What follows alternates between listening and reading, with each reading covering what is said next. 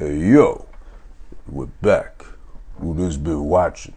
It's hosted by Who This.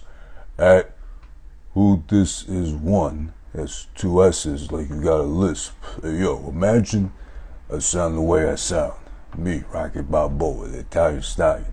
And on top of everything else, I got a punchy brain, I got a drawl, I'm a southpaw from Philly, and on top of that I had a lisp. Hey yo, that'd be terrible. But I'm here to tell you, today we're doing Rocky Balboa. Not the fifth one, not the sixth movie in the franchise. Hey yo, we're doing Rocky 3. As I'm gonna put in a comment right now so you can pin it.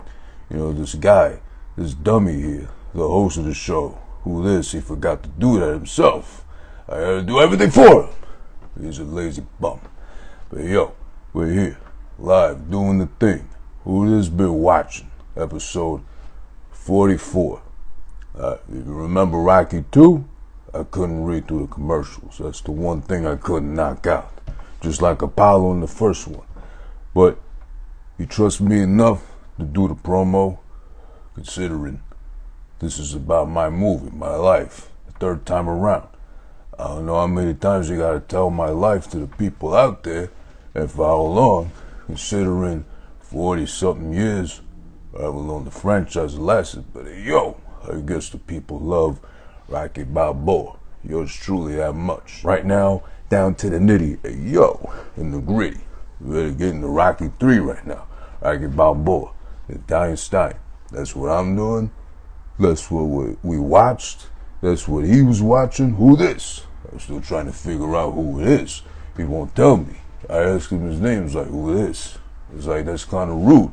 Didn't you learn no manners wherever they raised you? Were you raised by wolves or were you raised by bums? So, you know, we're getting into that. So, Rocky 3. Released May 28th, 1982. It is, of course, the third in the epic, iconic, memorable, overall, surprisingly, very well put together franchise that is Rocky.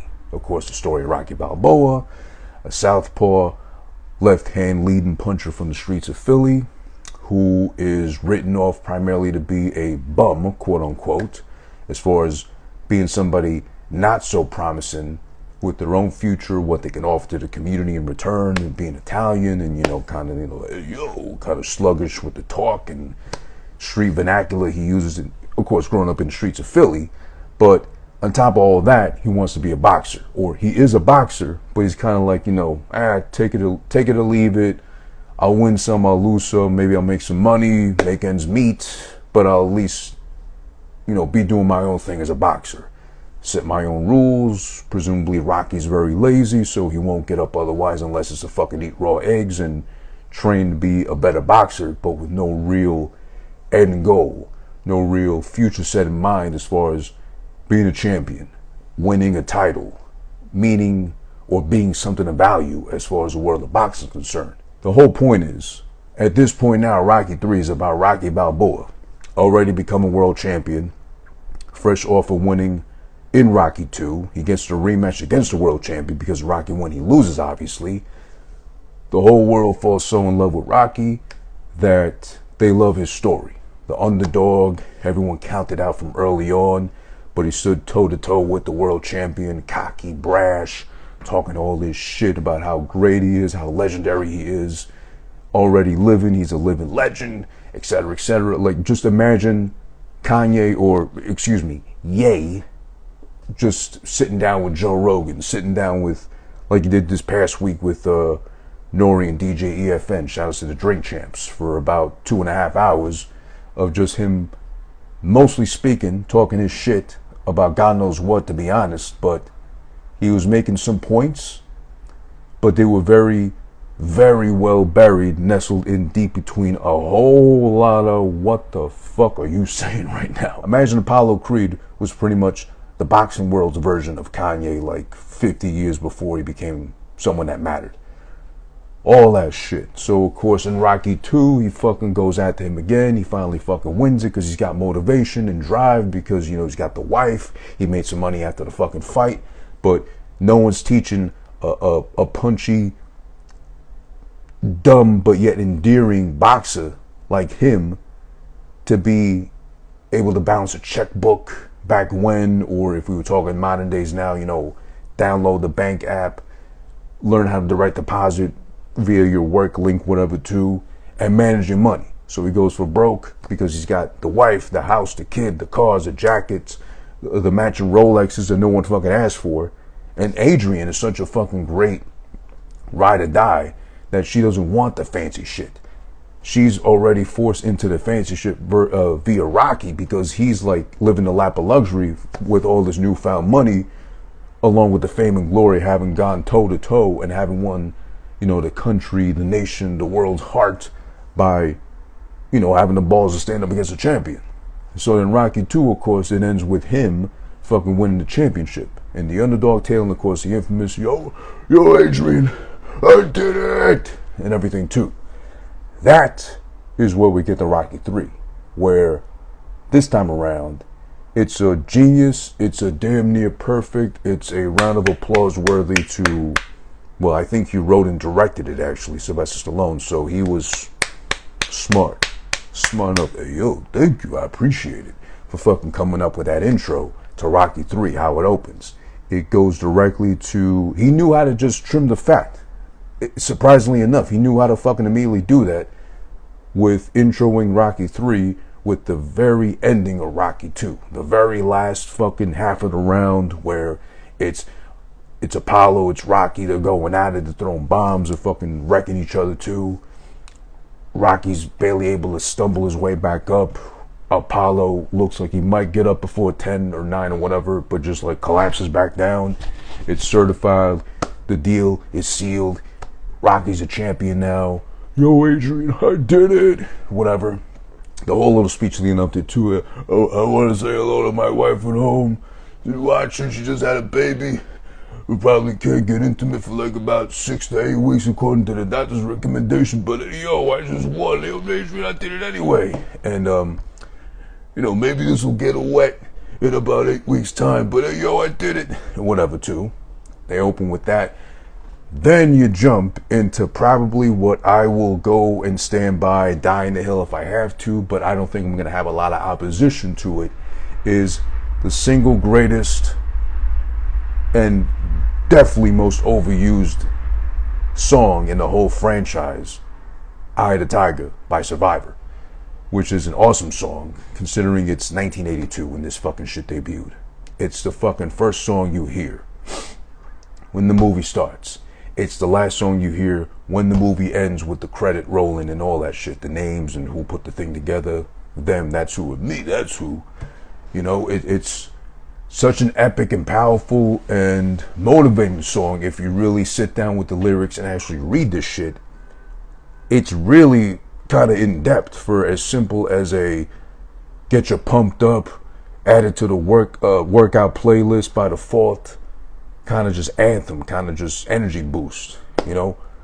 But unfortunately, with that being said also, and it's being the single greatest song in the whole fucking franchise, it's also the most used and most commonly abused song of them all. Like, there's been so many fucking cheesy workout montages, you know, weight loss videos from, you know, back when, this is now, and fucking, and or spoof, parody, whatever, using the same fucking song. It's been beaten to the ground. It's been fucking, it's been the dead horse that's been kicked, that's been hit with the shovel, that's been fucking elbow dropped while already dead as we speak about it. But it's still a great song regardless. So whenever you play the fucking movie and that song kicks in with the bang, bam, bam, bam, I don't want to get DMCA'd, you know the fucking vibes already. It just gets you fucking pumped in the middle. The odd part is they took the song during, I think, the first or second training montage with him and Apollo when he's trying to adapt and learn Apollo's style. They play it underneath, but it's sped up. No lyrics, just instrumental. That one doesn't hit as well. Because, surprisingly enough, I think the song, as kind of specifically catered, oddly enough, that it is, to Rocky 3, it works on its own too as well. If, like I'm telling you, and I recommend, if you're curious, read the lyrics. They're actually fucking kind of moving. I always thought it was just like a really catchy tune. It fucking worked for the movie. It's the best, most catchiest song out of all fucking the Rocky movies. But, you know, It just so happens to be in the third one, which is a not so memorable one, again, according to most people, but still, it just works on its own. It works as a fucking soundtrack. It works as a fucking great song to use for this movie itself. So shout out to Survivor, Eye of the Tiger. If you remember too, like what, 10 something years ago, they used it very geniusly, very creatively in a Starbucks commercial where they would just follow people around that were drinking a Starbucks coffee after they took the first sip. It was, what was the first guy in a business suit on the escalator? Roy. And then whatever, they just do it for Bill, Billy, Sue, Karen. But yeah. So getting back to Rocky 3. It's, so yeah, we get that opening. It's beautiful too, the fact that the song is played over the video montage, which I'm sure Sylvester Stallone himself had a very heavy hand as far as the input and a watchful eye to go along with it as far as putting it together. The video clips that they splice together to go in sync with the fucking song playing underneath it as well too. Eye of the Tiger is used beautifully because it shows both the build up and leading up of Rocky as the champion, already having won from Rocky 2, all his title defenses, him getting more famous, more iconic, more symbolic of just the underdog that finally won. He won the big prize and now he's on top of the world. He's taking on all contenders, presumably. While they also splice in his next contender / the new villain, since, you know, Apollo now is dead and gone. Well, you know, I spoke too soon. That's not till 4. Wink, wink. But Apollo's out of the picture, it seems like, because he got rid of the fucking cocky, arrogant, smug, but very heavily and very well-skilled champion, Apollo Creed. He's out of the picture. So now, of course, we got to get introduced to the next villain, antagonist, guy who's going to beat up Rocky's ass and or willing to sniff Adrian's taint for the sake of getting a title shot, which is, of course, Clubber Lang, a.k.a. Mr. T. Mr. T, at the time, during those times in the 80s, I don't know, to be honest, if the A-Team was on already or if that was before, during the time. If I remember correctly, I think he was kind of known already, or he was only known from winning like, what is it called? Like something like a tough man contest or like some boxing shit or like the world's toughest bodyguard, which would be cool to fucking see nowadays if it doesn't already exist now. I can understand the 80s because those were like wild fucking times. Just take a look at the fashion back when. But it'd be awesome to see like the world's toughest security guard, the world's toughest bouncer, national competitions, and take it international and shit like that too. I think Russia would probably win that shit hands down because they got some fucking men built like bears over there, or ogres.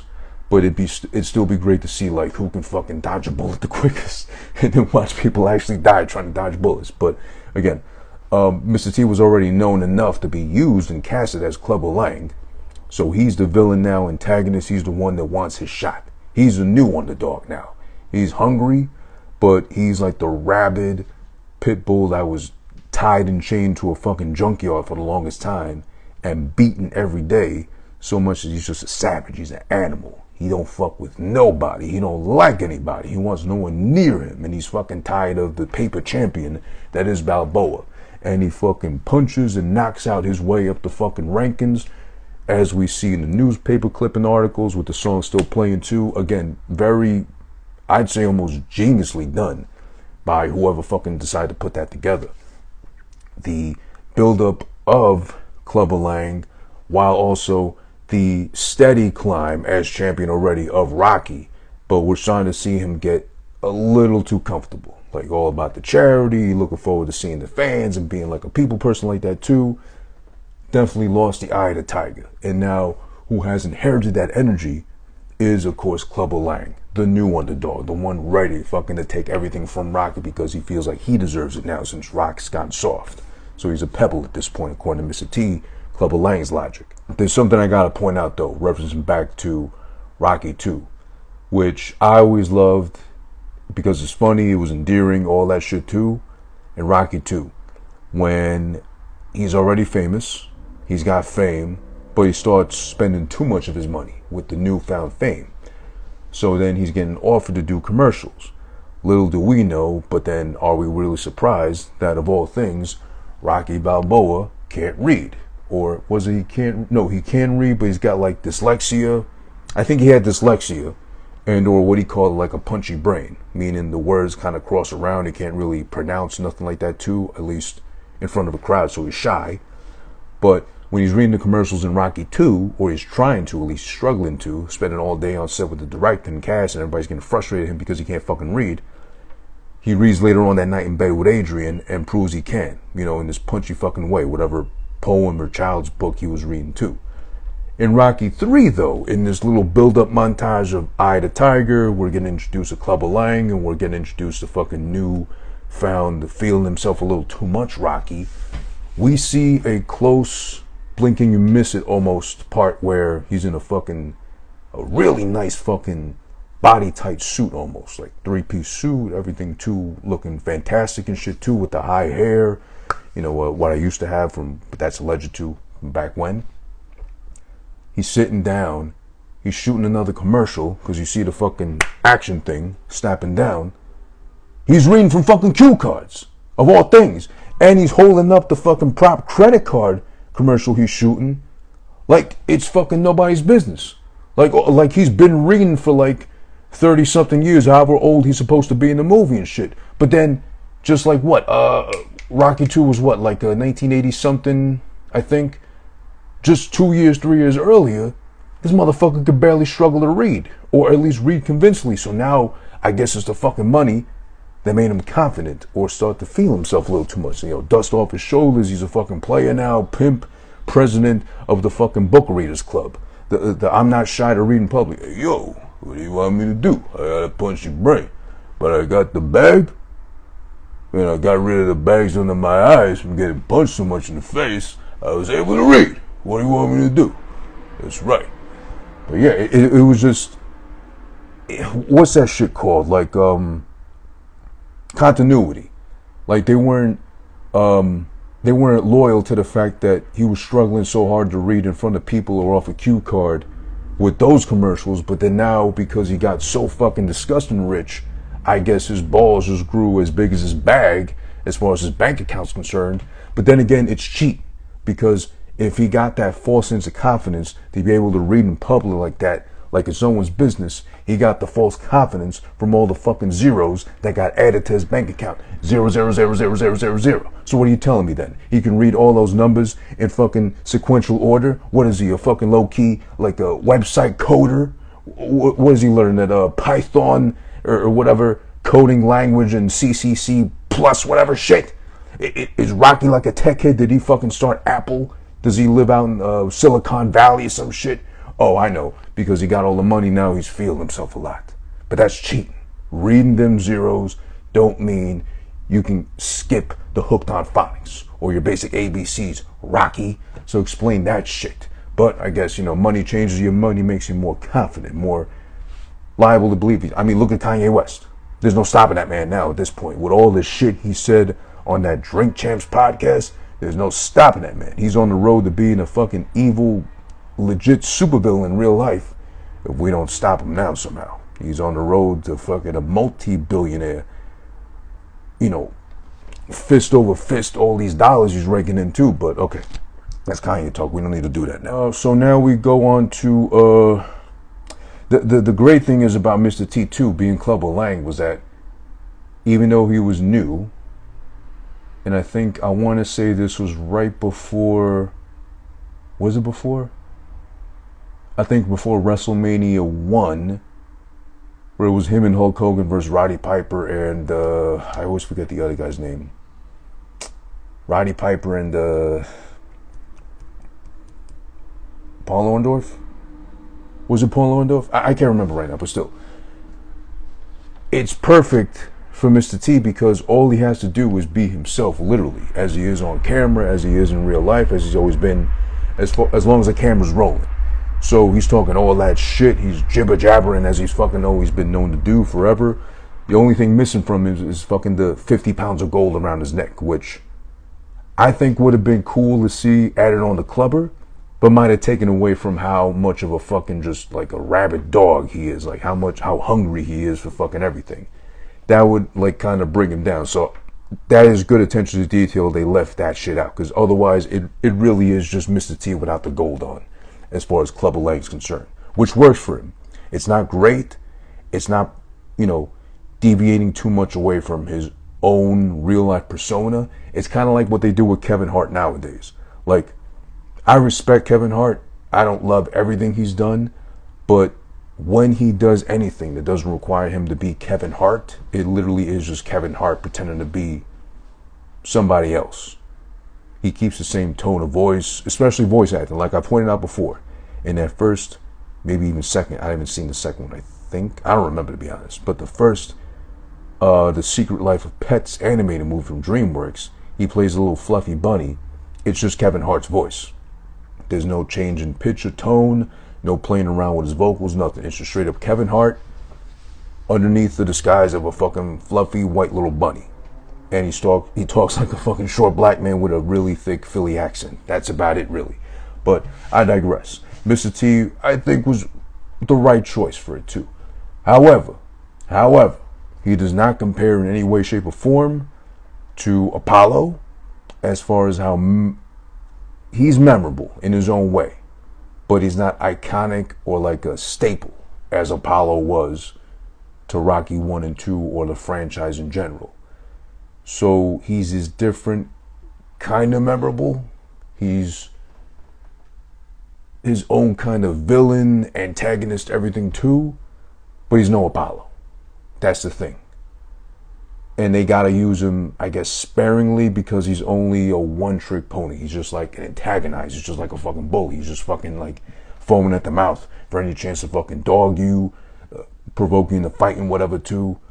And I mean, okay, so maybe it's Mr. T being a dick, because Mr. T would fucking run off at the mouth, but he was never doing it to be a bully and try to provoke you. He was like just a kind of wear your ear off or something like that too. But okay, there's that. And at the end of the fucking little montage with fucking Eye of the Tiger playing, he finally just says to fucking Mickey, watching him, I guess, like keeping an eye on him to see if he's gonna like move up the rankings, be the next contender, whatever, too, for Rock. He points him out clearly in the fucking crowd. Clubber Lang has a good fucking eye, because he's able to point out every fucking body wherever they are, wherever they go. He finds everybody. He'd be like a master fucking detective or private investigator if they needed his service, or a fucking really good bounty hunter. Clubber Lang as a fucking bounty hunter would be no one to fuck with. He'd be urban legend for how legendary he'd be known for fucking killing just for the sake of. Like, I had to kill the fool. What do you want me to do? I had to kill the fool. Whatever. He points to fucking Mickey and he says, I want Balboa. You tell him, old man. I want him. I want Balboa. I want my shot. Whatever. Just to close out that montage, which is great. It's a great build up to the fucking villain we're gonna get. Then we go to the part now where we cut away from that shit. Rocky's already established as a world champion. He's fucking loved by, everybody, just about, because he doesn't drink. Maybe he drinks. Yeah, once in a while he drinks like champagne and shit, whatever too. Or at least he doesn't smoke. He's not like he's not a cocksman. He's not creeping on fucking Adrian, that we know of at least, but it doesn't seem like he is. He's like obsessed with that woman. We get Paulie, who's always been the miserable fuck.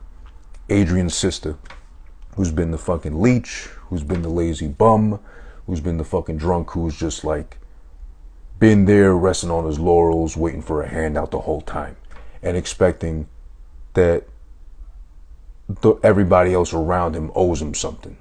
Like, I don't know the best way to describe that kind of person. I've dealt with them a lot of times in my life, but they're not pleasurable to be around, especially if they're drunk, addicts of any sort too. No offense to anybody going through those struggles and or anyone related to that. I'm just saying that what it is when you got to deal with those kind of people that have addictions that have taken over their whole life. Now, it's not like Mickey's a fucking absolute,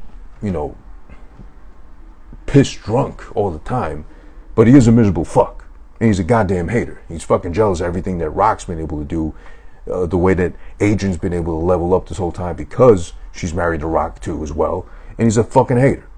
But then again, he feels like he's owed everything just because he just happened to be Adrian's brother. He just happens to know Rock enough to introduce him to his sister and all that too.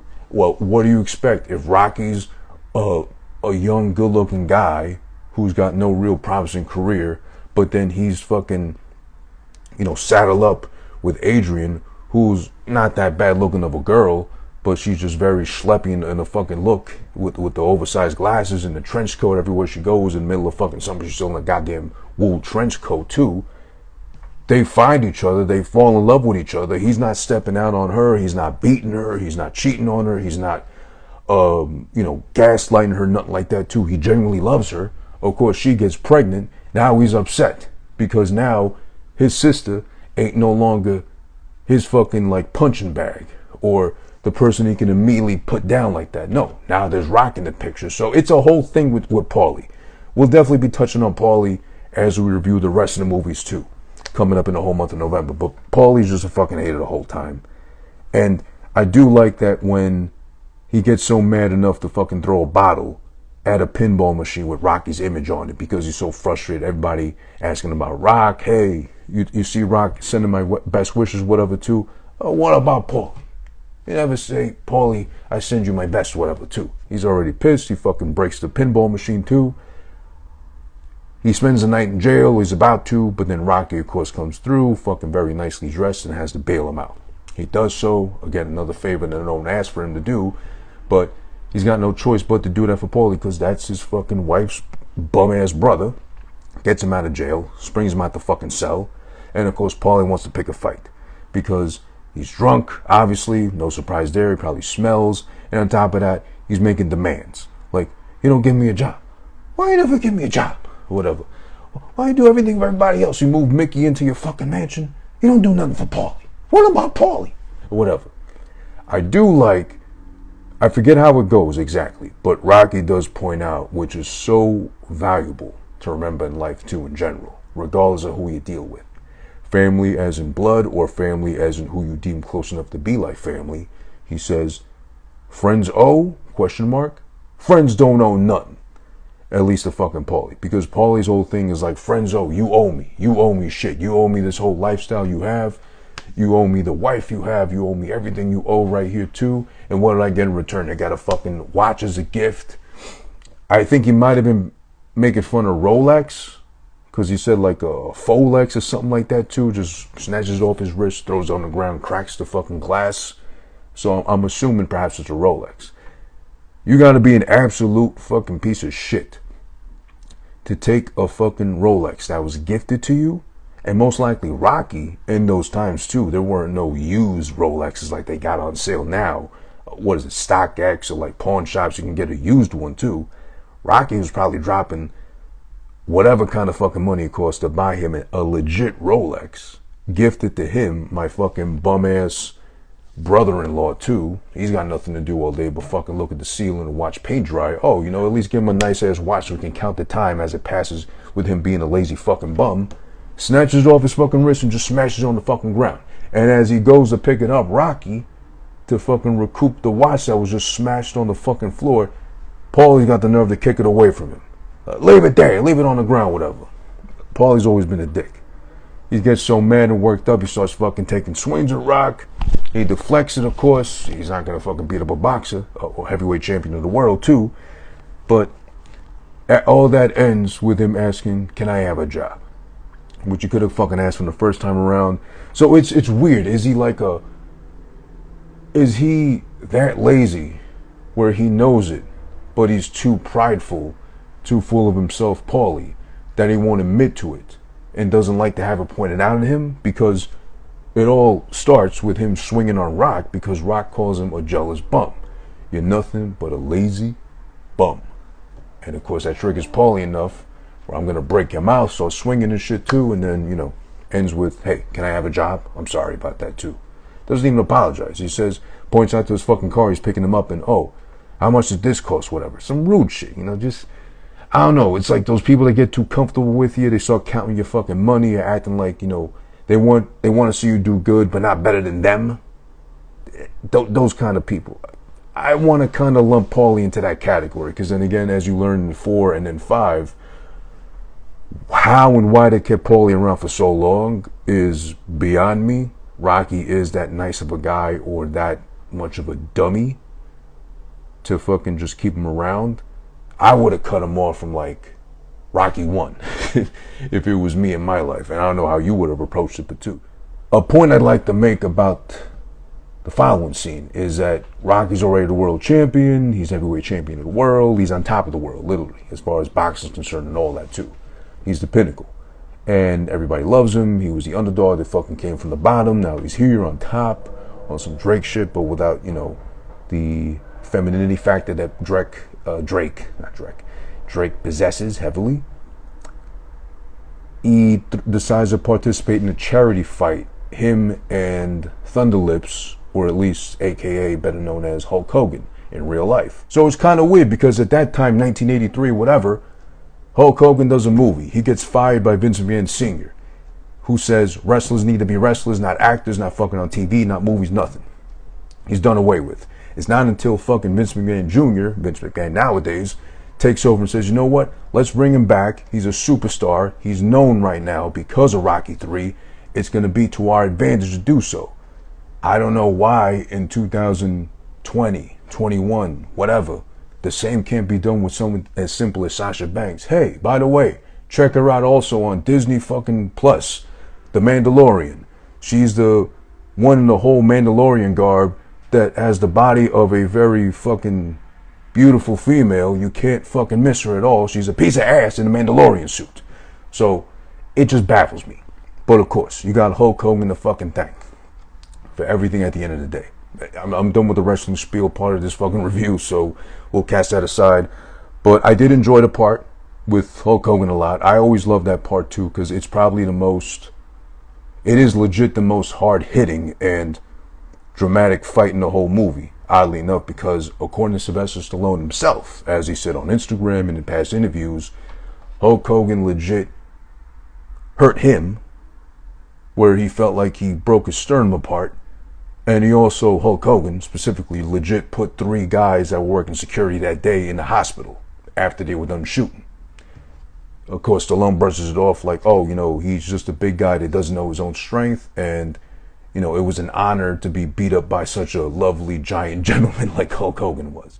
So Hulk Hogan was a really fucking great addition to that film. And it made it fun. Hulk Hogan in movies otherwise, if you've seen, or why would you? But if you bothered to fucking watch, what was it, Santa with Muscles, Mr. Nanny, I think, and some other shit. Oh yeah, he was in one of those, what was it, 3 Ninjas, or the 3 little white boys who were ninjas and pretend samurais in movies and shit. He was in the 3rd one as like, I think he was himself. I don't remember. It was 94. At that time, he was in WCW, so no one really cared about Hulk Hogan at that time, unfortunately. But oddly enough, too.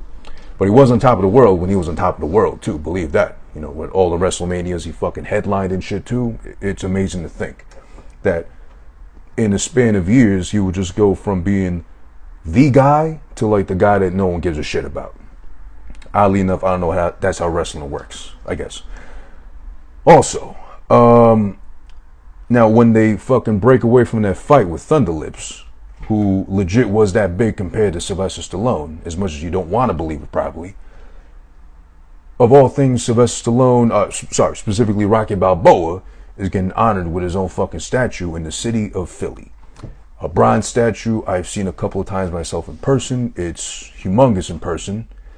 I think the statue is much bigger than the actual Sylvester Stallone / Rocky Balboa is in real physical form. Of course, he's gotten older, he's probably shrunk, but then the human growth hormones have probably helped him get wider, more jacked, but not taller. And he's also never been the biggest guy. I think I read he might be like 5'8" or something like that at most. I'm not too sure, to be honest, but that's alleged. He's definitely not a giant.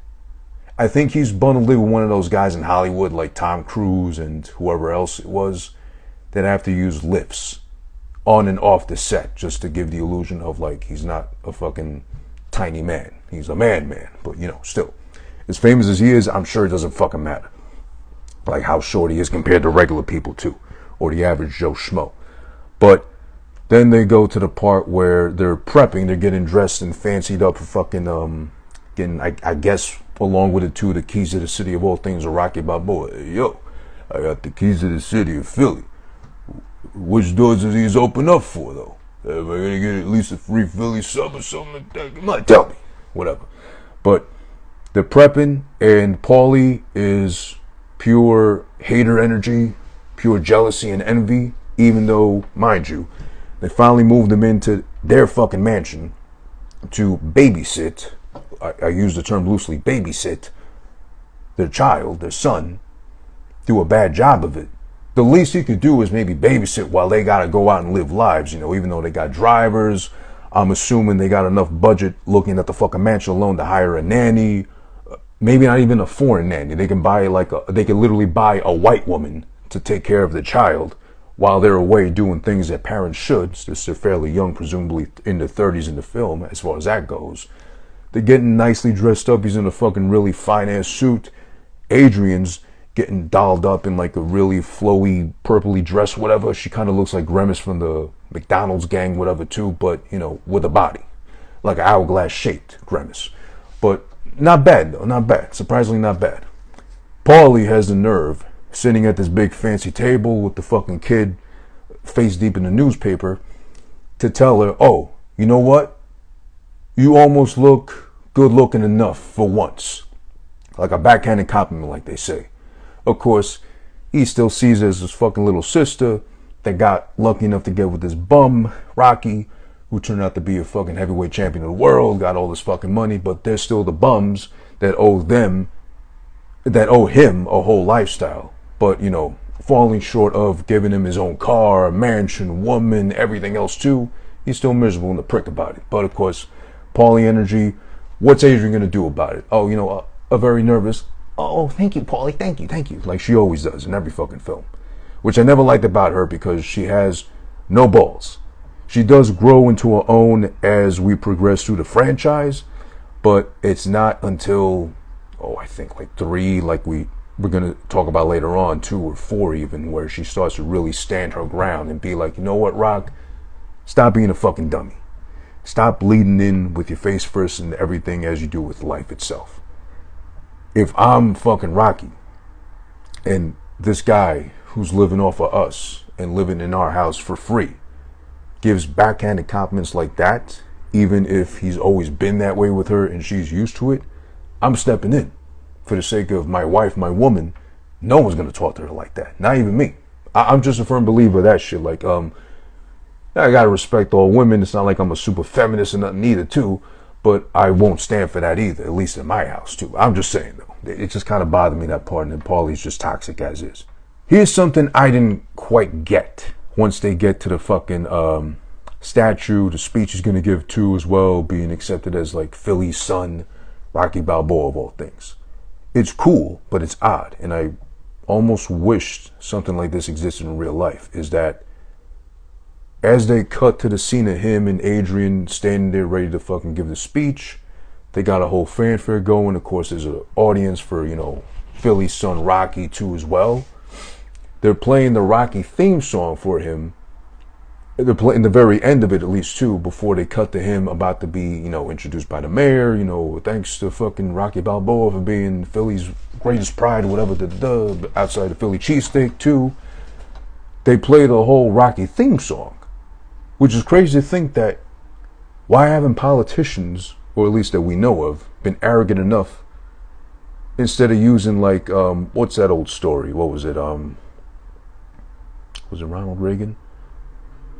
I mean, correct me if I'm wrong if you know better than me or if you remember.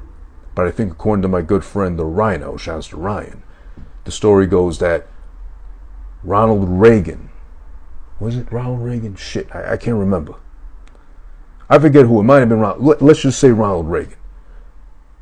Ronald Reagan wanted to use, or did use, Bruce Springsteen's Born in the USA as his political rally theme, his intro to wherever he would appear and shit. And once Bruce Springsteen caught wind of it, he said, hey man, don't use my fucking song. I'm not cool with you, in lesser words or whatever. But I thought that was ballsy. I know politicians usually do that, or like comedians have their little intro songs that they choose because they love the artist, love the song, whatever they come out to while they go on stage. I'm just wondering, did they break the fourth wall kind of with the Rocky theme being the song they played for Rocky in his own movie, where he's not a real character, he only exists in the Rocky Balboa universe, but they're acknowledging that the Rocky theme is so epic, they have to play for the character himself when he's giving a speech about himself, about a statue about himself. The statue exists in real life, it's still there in Philly, but the character doesn't exist.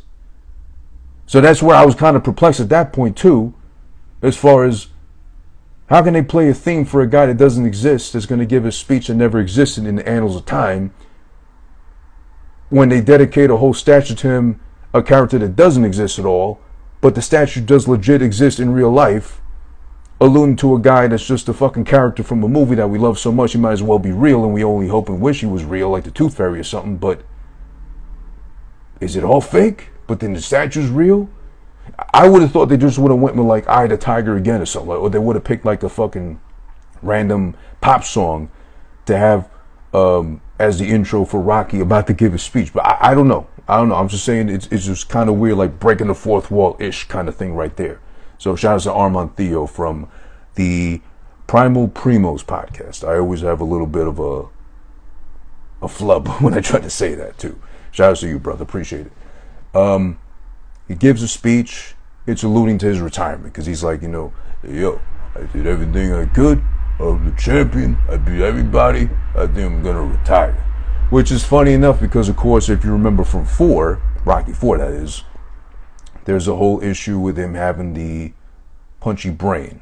Or he's like severely affected and traumatized from having been beat up as much as he was from fucking Clubber Lang in the first bout, and second bout too, of course, taking direct blows to the head just because he doesn't know how to defend himself. He's not a skilled boxer. He's just like gets in the ring and he's so like hard-headed, literally, he'll take all the blows you got coming at you. You fucking wear yourself out from punching him so much. You're trying to fucking knock his ass out. But this is alluding to, I guess, what we get in 4 and then in 5 as well too, that I think he knows it's about time to hang it up. There's not much more for him to do.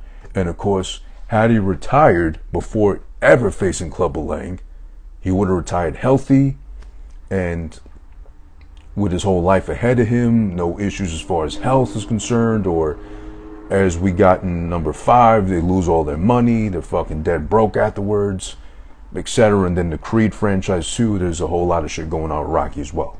But it's kind of like that old saying, like, I forget from where, I just saw this recently, just heard it recently, like, people love the hero, but they love him more when the hero fails. Oh, I actually, yeah, because we got Spider-Man,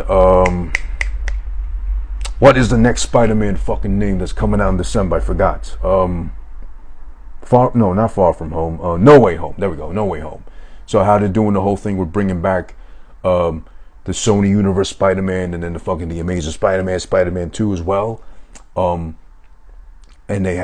somebody shared a clip or a meme or something from Spider-Man 1 with what's his name? His legit name in real life. The Green Goblin.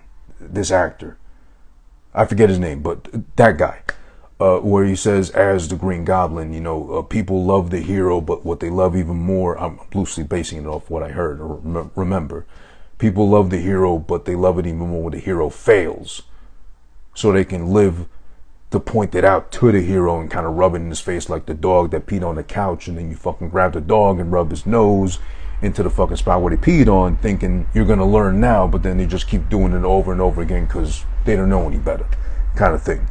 It's interesting because he could have just retired at that end too, but then the story begs to go on even longer and further, besides retiring, happy and healthy and wealthy too. No, of course, people want him. As soon as he says, I'm gonna retire, fucking Philly's demanding, no, bro, what the fuck you doing? I'm gonna fling this cheesesteak at you, hot and fresh peppers for your fucking ass. What do you mean you're gonna fucking retire and shit too? And then, of course, out of nowhere, Mr. fucking Private Eye, gun for hire, bounty hunter man, fucking Clubber Lang comes out of nowhere. He knows where to fucking be at all times, where it's convenient to him. It's like, hey man, you a chump, you a paper champion, and everything he fucking said too as well. You a goddamn fool. You got your shot, I give me mine, or whatever. As far as, I'm the underdog now, You were the underdog, now you're the champion. Give me my shot. Give me my time to shine. Shout outs to 4.2.many.podcast for joining the live as well, too. Shout outs to you. Appreciate it. And it's just him demanding his shot, which seems fair. But he just fucking literally said himself, Rocky, no, I retired. I can't do this no more. I've done enough. Where it's just so cool. It's so funny, too, literally, how the buildup is with Clubber. Antagonizing, egging him on, fucking thinking of everything possible he can say to fucking get under his skin enough to be like, I'm gonna make you break, you're gonna fucking fight me, and that's all I want to, because that's all he is. He's a fucking instigator.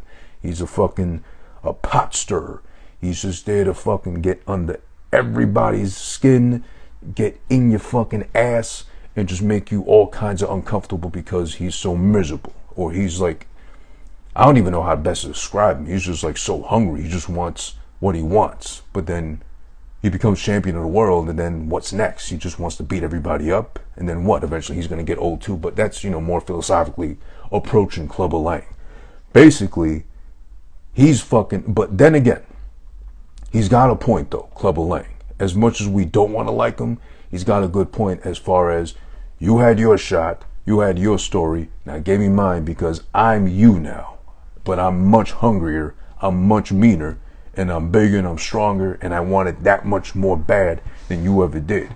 You just did it to fucking prove yourself worthy. I'm that fucking mean of a machine or whatever the fuck you can describe him as. But he's spitting, as they say today, nowadays a kid. He's spitting, he's dropping bars, gems, facts, 100 emoji if you can. But he's absolutely hitting points on him too. Rocky can't help but feel like, you know what? Hey, you know what? You're right. I'm going to fucking take you on. Or whatever. Rocky doesn't curse, forgive me. But I'm going to take you out. Or whatever. Mickey gets upset and he's like, no way, no how. I'm not joining you with this shit, kid. You're on your own if you fucking fight him. Rocky's baffled because he's like, what do you mean? It's me. I got to defend the title now. He's calling me out. He's calling my bluff and shit. He's like, not with me, kid. You're not doing it with me. Count me out, or whatever the fuck he says. Which makes sense, but then we find out later on why. And of course, it's just constant fucking bickering from fucking Clubber Lang. But Rocky's too busy fucking trying to stop Mickey from leaving and shit. Like, what do you mean, Mick? What do you mean, Mick? Whatever. To the point where finally Clubber figures out, after all the shit talking and finally getting something somewhere with Rock, he's just really got to be the one to keep pressing the buttons. And then he approaches, you know what I'm talking about, too. Hey, woman. Since your man ain't got no heart, maybe you like to see a real man. I bet you stay up real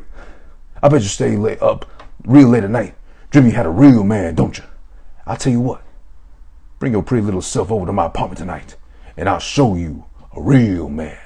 And it's like, what the fuck were you doing that for, bro? Jesus Christ, because of course, of all people, Rocky, you're pissing him off. So, of course, he's fucking ready to jump over security and beat his fucking brains in two because of the one thing that can only trigger Rocky is talking about his woman. Meanwhile, Paulie is able to get off all these fucking backhanded compliments on Adrian day in, day out. I guess she lets him slide because his family, and, it's fucking Paulie. He's a bum anyway. But this guy's able to get off a whole fucking Bible verse practically on him. Once he says 2 sentences to Adrian, then it becomes a fucking problem because he's alluding to fucking Rocky not being a man, not being capable to satisfy his woman, or, I don't know. It's just it was hilarious though. And of course, that seals the deal as far as him saying, I'm fucking facing you. Then he storms back home to fucking confront Mickey about ditching him, leaving him high and dry as far as like, I'm going to fucking take you on, but I need my manager, right? Manager, Mickey. Where's Mickey? Where'd he go? And fucking has to run back home to get him. Mickey's not having it. And then he drops the bomb. Double bomb. Listen, this fucking black man wants to turn me into a cuckold as far as how he's going to please my wife because I said I won't face him. Imagine Rocky's a cuckold. Whoa. Well, he is that good to Adrian. He is that loyal. And Adrian did prove to be kind of low-key freaky as far as Rocky 4 is concerned. If you don't believe me, watch my last review I did. My very first episode I did on Rocky 4. We confirmed and established Adrian is a low-key freak. maybe she'd be into it, and maybe Rocky loves her so much he'd be like, hey, yo, what do you call this? Cuckolding? You mean cup holding, right? Like you hold a mug, you hold a coffee cup? No, Rock, I'm talking about cuck holding. I want to get fucked by a black man at BBC. BBC? I don't think we got that channel on the satellite, though, baby. You sure? No, big black cock, Rocky. Come on, get with the times. It's only 1983, but still, cuckolding's a thing just like swinging. Like, hey, yo, that's what it means? When they pull up the thesaurus and fucking define what cuckolding means, and it's like, hey, yo, that's what you want? I thought you were happy with me. You want a big black cock inside of you? Or you wanted to be... I don't know if they fucking let that fly, but that'd be hilarious to think. Maybe that could be a sketch. But yeah, he's storming back home to confront Mickey. Mickey's packing his shit. He's ready to fucking dip and leave. He doesn't want to see him get killed, basically. And then he drops the bomb, the emotional bomb on him, as far as all those chumps you were fighting as champion and defending your title against. I picked them. I handpicked them myself. Because you ain't got it no more, Rock. You lost your fucking grit. You know, that whole time, he was waiting to drop the F-bomb, say fucking the shit or goddamn the whole fucking time in every movie he's been in. Fucking Mickey, God, what's his name in real life? I forgot. Burgess Meredith. Right, you know he's been fucking antsy at the fucking pants that just dropped like a big old fucking curse. But still, he's like, you can't do it, kid. I don't believe in you. He's gonna murder you. He's gonna kill you if he gets a hold of you and shit too, referring to Clubber Lang. So Rocky's like just broken. He's like gutted out pretty much too. One of many things that occurs to fucking break his character and spirit, in the sense of my fucking trainer believed in me enough to get me to where I'm at right now, but didn't believe in me enough to fucking be able to keep that going as far as picking easy fights for me too. He does try to cover it up by saying, you know, I picked good fighters, but I didn't pick killers like this Clubber Lang fella. He's gonna get in there. He's gonna murder you. You won't survive, or whatever. So it's disheartening, of course, to him, but he's still able to egg Mickey on enough to be like, you know, come on, one more time. Just train me one more time, then we're done. Then we retire, put our feet in the sand and wiggle our toes, and then we'll call it a day. Hey, yo. Convinces him finally. But then, of course, it's training that Mickey doesn't sign up for, the kind of Mickey that Mickey ain't used to. As far as they rent out a hotel, it's a really fancy, flashy, pizzazz-like fucking hotel lobby. It's redone with a fucking boxing ring in the middle, too. But, there's photo opportunities, there's fucking memorabilia being sold. There's like a live band playing the whole time while he's training and shit. And, of course, Rocky ain't taking it seriously because he's thinking he's already a world champ. He's beaten him before. He's beaten guys like him before, referring to Apollo. So how hard could this be? Oh wow, Rocky was stereotyping motherfuckers out here too. Like, oh yo, I beat one black guy, I can't beat the other. Whatever. I'm just kidding, of course. Rocky was fucking far from racist. If anything, Rocky really could have gone the route. Would it have mattered? Would it have been as iconic as it was if Apollo Creed wasn't Apollo Creed? If it would have been just like Andrew Smith or some random big ass white guy, versus the Italian Stallion. It might have been a victory for the fucking Italians. I don't know if it would have been as memorable as we got with Apollo Creed turned into a whole franchise. Breaking racial barriers, that's what Rocky fucking did best. But okay, he's not taking Clubber Lang seriously. He's just like, oh, he's a big galoo, he's a big brute. He's like me, just on steroids, so I know how to beat him, basically, pretty much. That's his approach to it. Mickey's upset about it. Towards the end of the fucking training, even though they're like all flashy, pizzazzy with it too, he does have a very tender moment with him. Says, you know what, we did good, kid. I love you. I believe in you. Let's go fucking get it. Day of the fight comes up. In advance prep to it too. He's feeling fucking great, Rocky, but he's not taking it seriously though. So of course, he's brushing it off like, I'm going to run through this guy. That's it. I'm still world champion and I can retire champion. And then, anybody else can go fuck themselves. I'm fucking done with this whole boxing thing. Clubber's ready to tear him apart. Clubber, of course, again, conveniently enough, he just like slides in the DMs. He knows who and when to fucking hit up at what time precisely to know to not be left on red. to get the fucking point across and the message delivered clearly. He's at the top of the stairs while Rocky's at the bottom of the stairs with Mickey and his whole entourage, and of course Clubber being Clubber, he's calling his ass out. Hey champ, hey dog, I'm gonna beat you like a dog, you a paper champ, or whatever. He's screaming at the old man too, which is wild disrespectful too, because it's like, shut up old man. I just love when he starts barking on anybody, but specifically Mickey, because Mickey does talk that shit to him, you know, to save Rocky from having to waste his breath. But then immediately he barks like, shut up, old man! Whatever. So then he fucking pushes through the whole top of the crowd while they're about to get it on before the fucking fight. And in this one moment, this is where I was a little confused, to be honest, though. So he pushes Mickey aside at one point, this fucking Clubber Lang fellow, right? Pushes him aside with some force, you know, with some oomph behind it. Did Mickey get hurt bouncing off the wall because of the shove? Or was he just so agitated and worked up from getting shoved that he had like a stroke or his heart skipped a beat or something? I'm still kind of confused because they didn't show him getting hit, but they did show him moaning and groaning and bellowing like, ah, whatever, as soon as it happens. But you don't see him hit like a guardrail, like a stair, or even the wall too. You just maybe assume he bounced off and then got, you know, hurt from the impact, whatever too. That might have been what did him in. But Rocky's already worried because Adrian shouts to him. Rocky's running over to fucking Mickey to see what happened.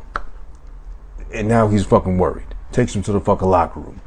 He's begging, he's praying, he's pleading. Mickey, be okay, Mickey, be okay. I need you, whatever too. Whatever as well. And then it's just a matter of fucking, oh goddamn, you know, how am I gonna fight? How am I gonna go out there with fucking Mickey here? Mickey basically tells him, shut the fuck up, go out there and fight. It's very beautifully done actually, because he does ask Adrian, like in this spiel, Adrian, what do I do here?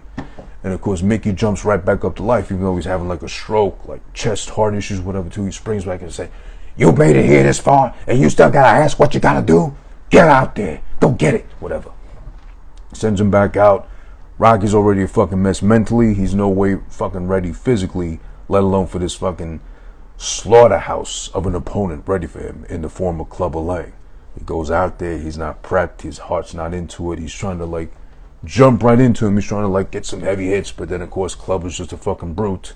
Fends him off, beats his ass within 2 rounds, 1 knockout blow. He's fucking down for the count, can't get up before 10. Clubber Lang's a brand new champion of the fucking world. Oh God, amazing, right? But then he's champion. Rocky's too worried about fucking Mickey. Obviously, of course, that makes sense. Runs to the back to check on him. He has to lie with both of his eyes shut from having been beat so hard. Lies to Mickey and says, yeah, I won. It only took 2 rounds. Mickey's eyes are closed. He can't really see him just yet. He opens his eyes to see how fucking beat up he is.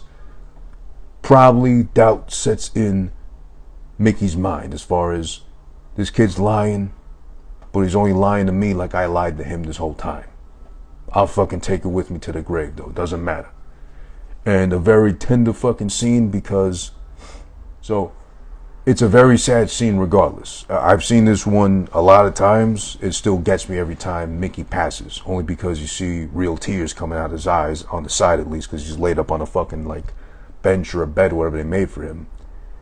And this is some really great acting from Sylvester Stallone, fucking Rocky, as his character.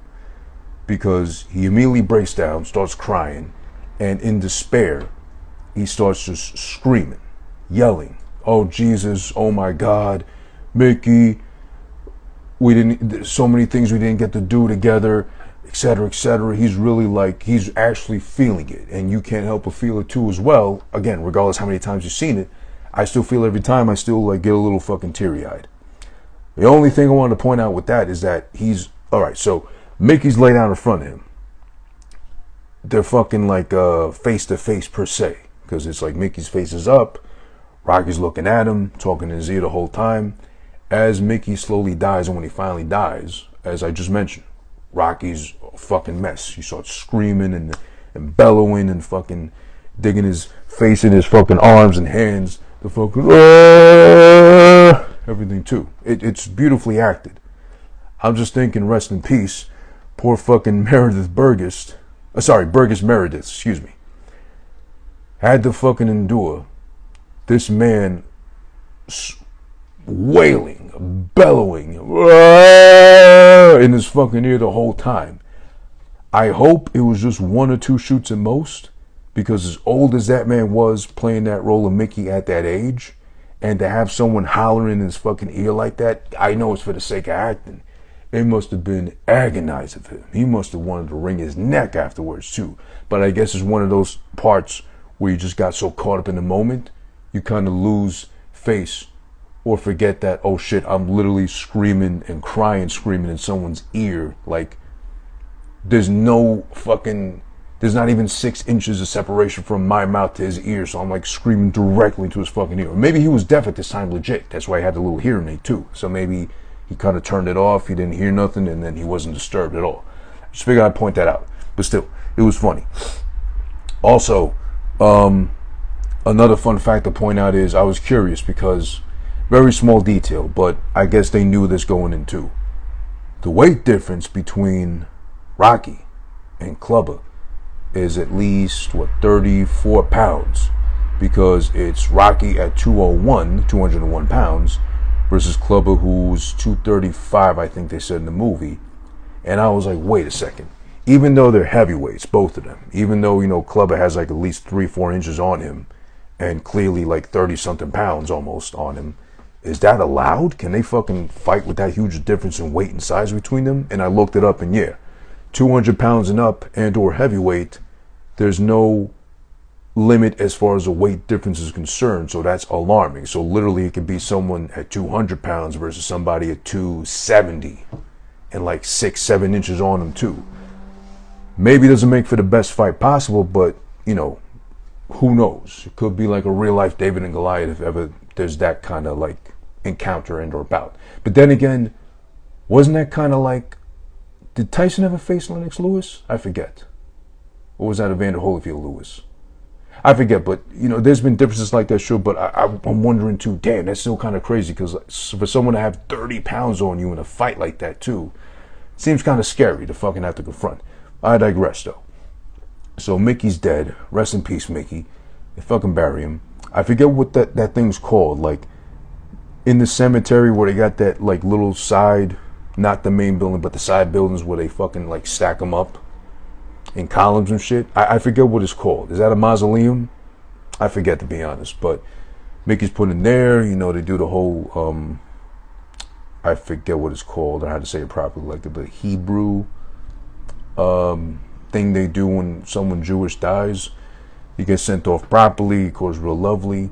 But then, of course, Rocky's all distraught. He's like, what do I do with myself? Hey, yo, what do I do with myself now? I'm so sad. I lost Mickey. I don't know what to do with myself no more. Whatever.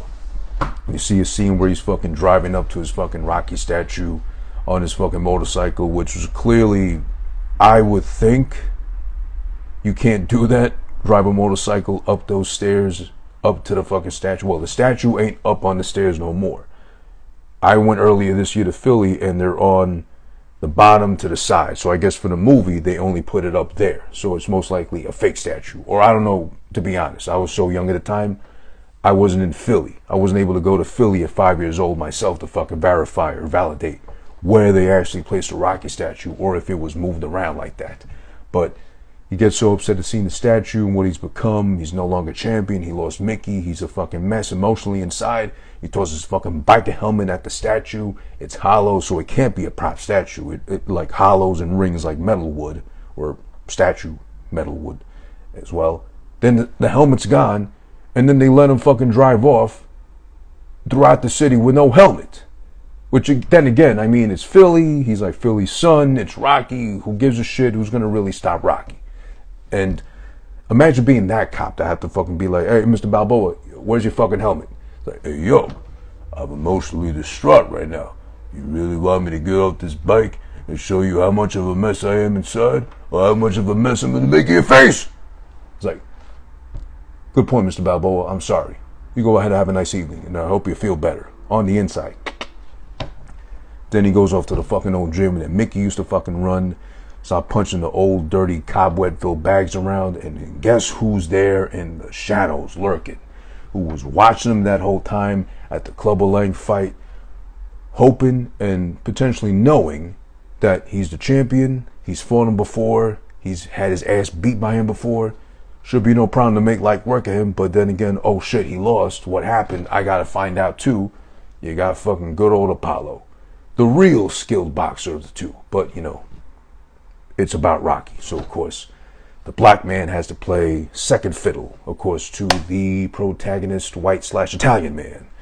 I mean, technically ethnic, but then again, Rocky's about as Italian as like spaghetti and meatballs are now to fucking like the Olive Garden. It's just there and like taken for granted, you know, too. But Apollo's there.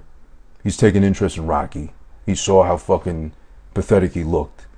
And you know what?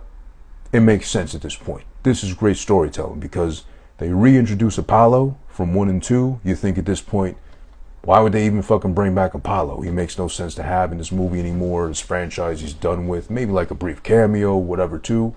Or he's like a sports commentator, like a Stephen A. Smith or something like that. Nope.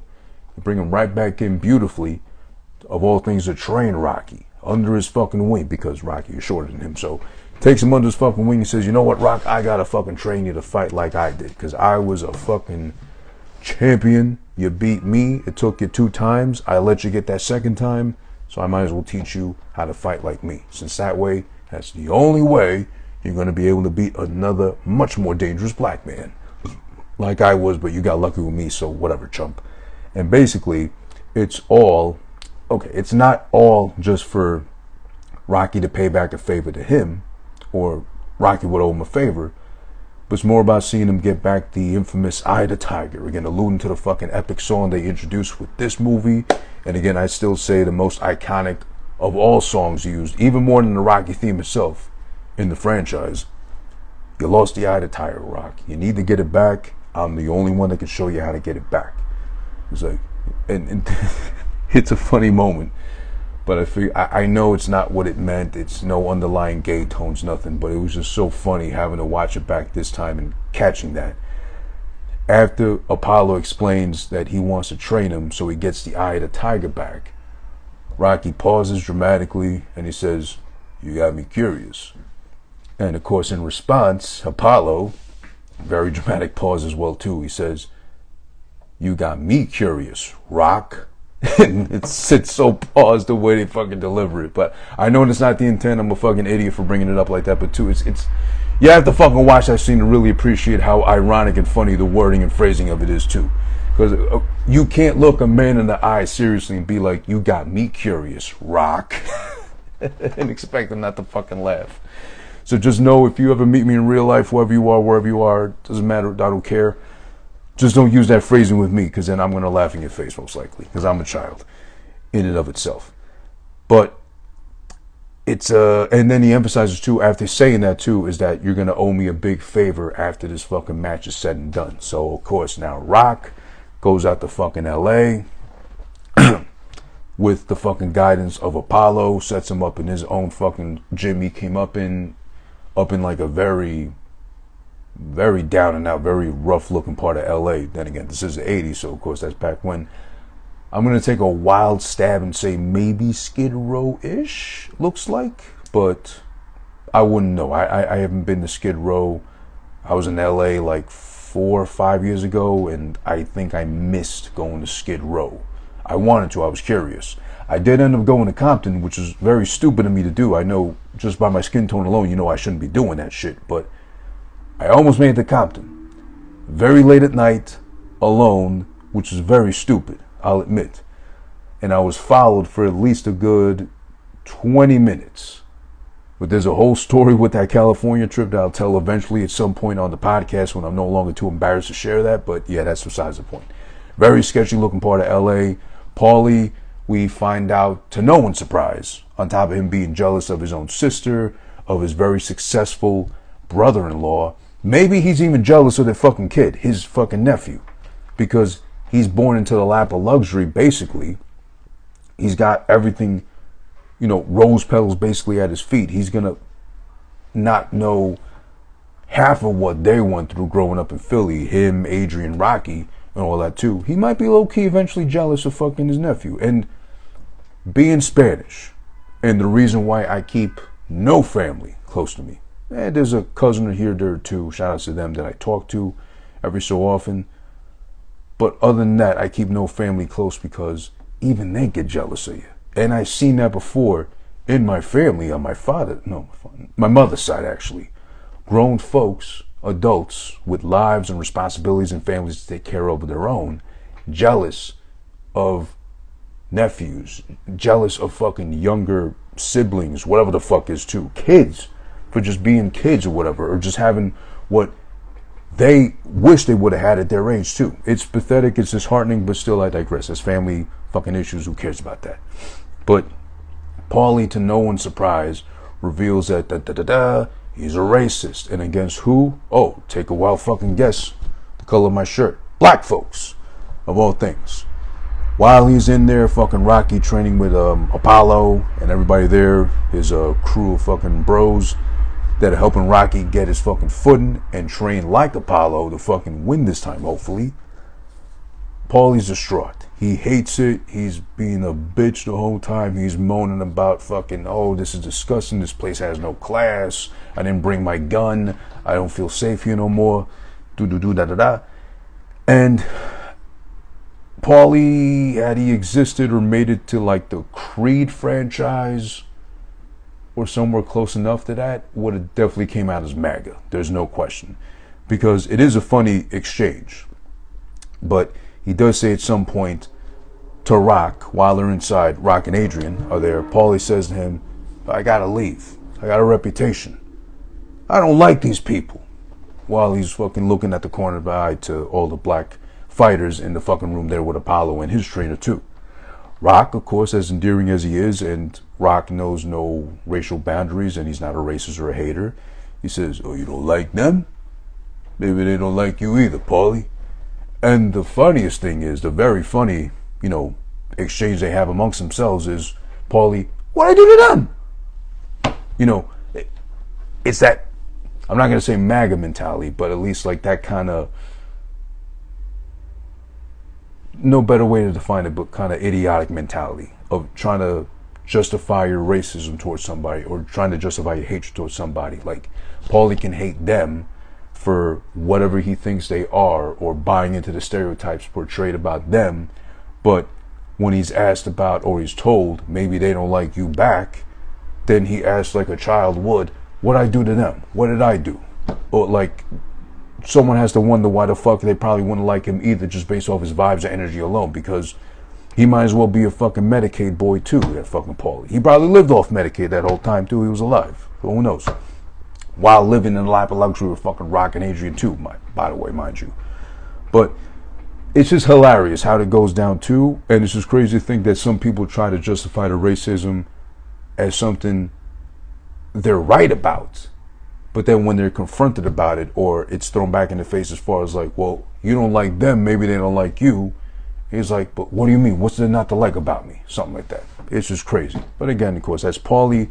No surprise, he's a fucking jealous scumbag of all things, hating on his fucking sister and his very much more successful brother-in-law, Rocky Balboa.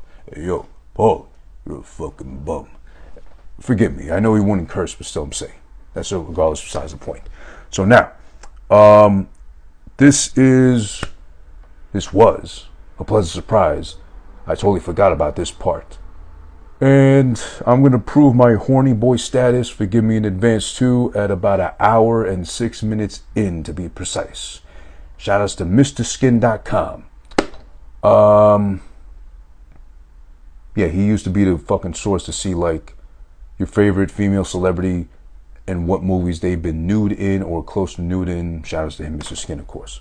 But at 1 hour and 6 minutes in, we get our very first and only glimpse, I believe, of Adrian, Talia Shire, shout out to her, in a nightgown. I wouldn't say a very revealing, because it's one of those old style, like grandma, like stringy spaghetti top, low cut enough to see some titty action, but covering the rest of the body otherwise, so it looks like you're carrying a fucking shopping bag, 2 straps up here, whatever, too. Very good glimpse of cleavage from Adrian / Talia Shire. I think the only time you get to see it like bare like that, almost close to fucking naked, in the whole franchise, which is, applause. It's kind of blinking and miss it. It's like less than like 2-3 seconds, I think, and nothing close to whatever comes again. But it's like you gotta fucking freeze frame it and fucking see it for yourself. But yeah, chef's kiss, by the way, to Talia Shire for bearing some of the goods, at least. I'll say this, back in 1983 at least, she wasn't a bad looking woman.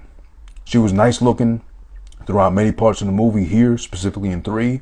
Not so much in 1 and 2 because she was like all schleppy and like overly coated, overly layered and shit too, with the big ass glasses and working in the pet shop too. As we get into 4 and 5 and shit too, started looking better, started dressing the part too as well. And again, not a bad looking woman at least. This, the Godfather franchise, all that too, etc., etc. So yeah, there's that. A little pleasant surprise, and sorry for being a horny boy. Now we go into the continued fucking training of Rocky via courtesy of Apollo. Apollo's really running him fucking through the mill as far as like making him swim, making him learn footwork, rhythm and shit. Stand on the balls of your toes, as they keep trying to tell him. But of course he's a 2 left-footed fucking Italian from South Philly that knows nothing but yo, to be charming beyond that. I doubt Rocky's a ballroom dancer, or he would ever be on Dancing with the Stars or something. He's so ungraceful on his feet, at least. So he's got him swimming, he's got him chasing after fucking rubber balls, and he's got him with the infamous fucking running on the beach portion, which Rocky's broken on the inside, of course. Mickey's dead. He lost his fucking championship. He doesn't feel secure no more because before Mickey died, he dropped the bomb on him as far as like, I kept you safe. I was protecting you with all the fucking good enough fighters to fight for you for your championship, but I didn't get killers. I didn't get Clubber Langs because I don't think you can handle them. You almost died trying to fight Apollo the first and second time. I'm not going to expose you to that a third potential time. So Mickey was protecting. Mickey was literally his guardian angel. But Mickey was also, as it turns out, a very overprotective parent vibe almost. Which isn't a bad thing because it's like a whole nother man taking you under his wing and caring for you like a son practically. But in a sense, maybe babying him a little bit as far as Rocky's concerned. But for the sake of, yeah, we remember 1 and 2. He was probably dead after 1. And 2, he barely survived. At least enough now to make it to 3 to fucking take on Clubber Lang. And of course, Mickey knew just by looking at Clubber, I mean, who couldn't tell either way the way he was fucking built? He's humongous. They'd take Rock's head off. Or make light work of him in the ring too, which he did. It was right. So Rock can't fucking bear with that. Halfway through this first run, he gives up. He fucking just stands still in the sand. He's looking at the fucking ocean and thinking about what else to fucking do with his life. Meanwhile, Apollo just like blasts through the finish line, the safety cones, and he's screaming at him, "What's wrong with you?" Or whatever. Adrian to the fucking rescue of all things. Adrian, mind you, would fucking take all the shit that Clubber Lang was talking to her about, how he's going to lay down some pipe on her. He's going to give her that good BBC because, Rocky's a cuckold. He's got potential to be a cuckold. He's not a real man. He won't give the real black man a chance to win the heavyweight championship and shit too. No, that she fucking zips up. Doesn't say a fucking word. Maybe because her pussy was getting wet low-key at the thought of BBC. But you didn't hear that from me. I just confirmed that the first episode of Who That's Been Watching, Rocky 4 review, that Adrian was a low-key freak. That's why Rocky keeps her around. And that's probably why Rocky's so loyal to her through thick and thin. Throughout all the times that Adrian's been in the fucking Rocky franchise, you don't even get the hint of Rocky looking, or even like on some Joe Biden vibes, sniffing another woman, or daring to, or even dreaming of it. He's fucking loyal like a dog. The fucking Adrian of all people.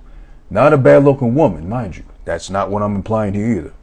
Has the fucking moments, especially here in 3 and onwards. It's like, okay, Adrian, I see you, girl, and I'd like to see, wink, wink, a lot more of you, if you know what I mean. We could have gotten a couple more seconds of her in that nightgown, but you know what, hey, I get it. Maybe she was uncomfortable showing that much. At least the much we got was not bad. I enjoyed it too. But Rocky's fucking emotionally distressed, obviously. PTSD, I guess you can call it from nowadays terms. He can't really come to terms with being able to fucking have a rematch with Clubber Lang at this point. Adrian comes in, saves the day. It's a very touching scene, actually, because considering the fact that men, as we're known to be, and it is encouraged nowadays with, mental health awareness and, taking mental health days if you need to as well. It's totally fine, even if you're a male. You got to have days to yourself, too, to figure out what's going on with you on the inside, too. Adrian is basically a psychologist, practically a therapist at this point, intimately on the beach. But then again, if you're at the beach in LA, white ass sand, clear ass water, bright ass sun around you, who wouldn't feel like, God damn, I'm at home? Or God damn, I'm feeling good. I'm soaking in all the fucking vibes, all this vitamin D I'm getting from the sun's rays and vibes. How can I not feel better? Or how can I not want to at least stand still, look around, and contemplate a little bit briefly? Adrian swoops in with the fucking perfect opportunity to do so and makes him realize, listen, Mickey protected you because he loved you. But that doesn't mean you don't got potential to take on another black man because you beat the first heavyweight champion black man the first time around. Okay, it took you 2 times, but you did it. But now you got that previous black man as your good friend now and trainer, believing in you enough, patting you on the back to be like, you can beat him. You can beat anybody you put your mind to, but you got to believe in it. All you got to do is get back that eye of the tiger, goddammit. And much more of a frank style, but basically Adrian was saying, I believe in you, you dummy, get off your ass, dust off your nuts with all this sand around you too, and start, get back to training seriously so we can have a chance to fucking live. We got the money, we got the cars, we got the fancy shit, whatever too. We got a good kid at home, we got a bum ass fucking brother of mine, brother-in-law of yours, but still, we can pay him off enough to shut him the fuck up and mind his business and fucking drink quietly at night, hopefully. So that's already the fucking boost of energy he needs to get back in the gym seriously, because he's like, basically, he screams at her, I'm afraid! And makes it clear he's afraid of everything that's happened up until that point. She's able to fucking clear the air. He's able to get that off his chest and off his mind. Now it's back to training time, at least. Now, the training montage, where this is a kind of one of those very few letdowns in the film, because this training montage, as epic as the one from Rocky 1, and even more epic the one from Rocky 2 was, this one here in Rocky 3 didn't hit so hard or close to the chest as the first two did. Yes, he does finally start adapting and learning to move and get around like Apollo. He's finally picking up on all the tricks that Apollo's teaching him, as far as swimming and footwork and all that shit too. Something about it, I don't know, just seems kind of like, to me, lazy in comparison to 1 and 2. Maybe because there was so much more compromising you with the first one. His very first shot at the fucking title. Out of nowhere, he's a fucking bum from Philly who, because the heavyweight champion wanted to prove that the black man's superior to the white man, handpicked a fucking bum-ass fighter to make quick work of him. He got his shot, and he fucking went for it. And then the second time around, it's like in those few times in life when you get a second chance at something or another opportunity to try to live your dream, you go for it. So of course you're going to train your ass off. You're going to work your ass off to try to get to that pinnacle again. Of course, the second one meant so much more in that case. Maybe that's it. Now it's just for a rematch to get his title back. Mickey died. Yes, there is that. Apollo now is his friend. Yes, there's that. And Adrian just confirmed again, hey, stupid, you're a prize fighter. You were a champion. You can do it again. You just got to believe in yourself. Yes, there is that. Something's missing there, though. Like, it's just not as endearing, or maybe because the ending part, or that little montage scene of him and Apollo training and all that, is them again at the beach in the most pause-worthy, the most questionable fucking attire to be working out with your fellow bro with in the gym, on the beach, in your garage, or wherever. The last thing I need is to ever be caught dead with somebody who's swole as I am, or trying to get as swole as we're both mutually trying to do so in the gym. Some swole bros hugging it out in slow motion in crop tops and booty shorts on the beach, as pretty, as delightful as the beach and the water is too, and they end it by getting stronger, whatever, flying high now and all that shit. Meanwhile, they're both flying into each other's arms and hugging a little too much and too long. Again, it is slow motion, but still, you get the point. And that skimpy of an attire that they both got on, and they're all ripped and shredded and sweaty too, and you got sand in their holes and crevices, whatever too. I don't need that with anybody. Best friends, good friends, training partners, whatever. Let me do that with my woman, whole different story. Let me do that with another dude, pause, stay the fuck away from me. I'm not talking about just socially distancing your ass because of the pandemic. I mean, stay the fuck away from me with that shit. But maybe that's it. Maybe just throws it off because the ending is kind of corny, a little bit pause-worthy. It's just missing something, like from 1 and 2. Even Rocky 4 had like a more significant, like more like meaningful training montage. Even though he ends it at the most unrealistic type of fucking ending to a training, where he basically on bare hands and feet in Russia climbs up a snow-filled mountain to make it to the top with like a panning helicopter shot for him to scream Drago like a fucking wildebeest and shit too. But alright, they make it through the training montage. Now he's fucking ready to go at it again with fucking Clubber Lang. So now, of course, we get the intro. Rocky makes his way to the fucking ring, then it's Clubber's turn. This was oddly enough, what's the best way to put this? The commentators are trash because they're fucking dull and boring. They're old white men with glasses, so of course they gotta fucking have glasses on just to look at the little monitor instead of watching the fight going down in 3D in front of them underneath their fucking noses. But still, it's funny enough when Clubber makes his way down to the ring. He's already an asshole. He's established as fucking no one likes him. He's the bad guy, even though he's a champion. He made light work of Rocky in their fucking previous bout. It's funny enough, I never noticed this shit. When Clubber makes his way to the ring, and just pay attention to the detail. It's very elaborate and low-key, I want to say racist. Clubber's making his way down to the ring. Fucking blue robe, minding his business, being a fucking bully, an asshole, just straight up, exactly, a monster like he's known to be. Obviously, he beat up fucking Rocky in 2 rounds. Making his way down to the ring, there's a fat, balding white guy in a business suit who probably lost all his money at the horse tracks or who knows where. Storms, rushes Clubber Lang, the black man, the black heavyweight champion of the world. Bum rushes him and says, "Go back to where you came from." I never noticed that all the times I watched this movie. Balding, fat, red-faced, white man in a business suit rushing the black heavyweight champion. We didn't get this with Apollo, I don't think. Rushes him from the crowd with intent to harm him because he's fucking not so small himself. He says, "Go back to where you came from," before Clubber, in his own rights, as much as a bully, as much as a dick, as much as an instigator, as much as a fucking Kanye in boxing that he is, shoves him aside. He doesn't slug him, doesn't uppercut him, he doesn't like demolish him with one punch. Shoves him right back into the crowd. The commentators got the fucking nerve to present it as, to the viewing audience who didn't probably get to see that. They watched it themselves and they're feeding it back to their audience. They say, "Oh, Clubber just slugged the fucking audience member." Someone running up to him from the crowd. How could he?